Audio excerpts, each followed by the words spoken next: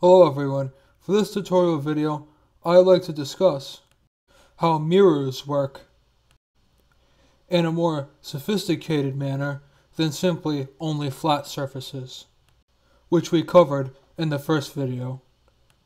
You may have noticed already that many mirrors have strange curves, and many objects with shiny reflective materials that are not necessarily mirrors, like metal poles, also act like a curved mirror. In particular, since we know by the law of reflection, the angle coming in to the surface is always equal to the angle exiting out the surface. We can use this fact to diagram out light rays on more sophisticated surfaces than simply ones that are 100% flat.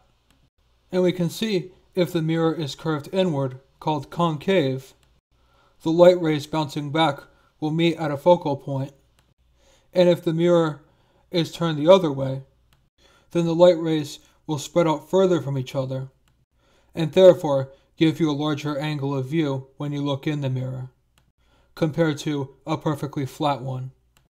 So this explains why stores use that kind of mirror, so that mall security or any person who looks into it gets a better view of any potential dangers.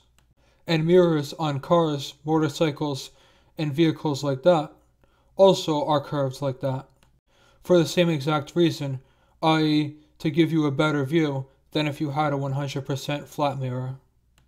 However, as a consequence of the reflection spreading out because of the way the surface is formed, although you do get a better view, the caveat is that the view looks distorted or warped and does not look like how it actually is in the real world. So as a result, the reflection will appear to bulge in the middle, what is the most flat, and then shrink randomly at the edges away from the center, as you can see in the image. The laws of reflection are not limited solely to mirrors, however, as for example, satellite dishes and other objects will concentrate electromagnetic waves to focus the signal and make it stronger, using similar techniques to how mirrors work, even though they are applied in two very different scenarios.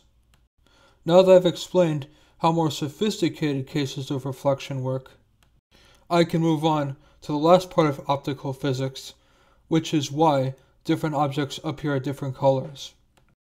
Don't forget to subscribe if you found this video informative, and make sure to see other tutorial videos, and follow me on either Facebook or Twitter for more content.